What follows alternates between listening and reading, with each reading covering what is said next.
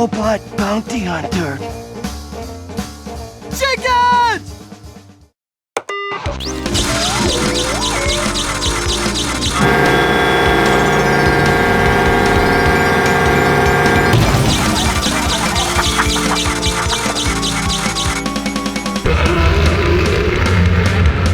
Everybody now!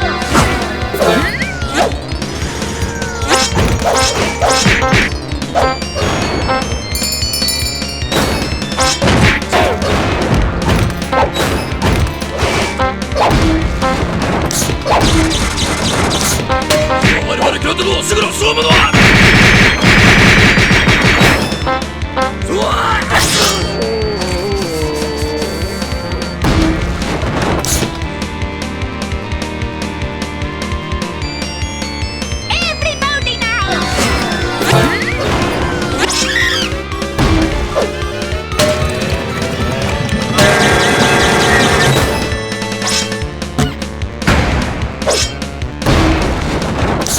You're crazy!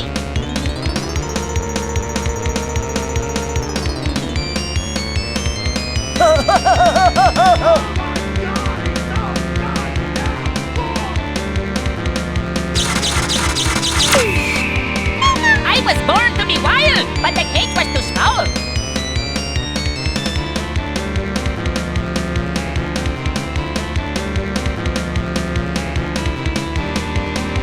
Did you kiss your mother with that mouth?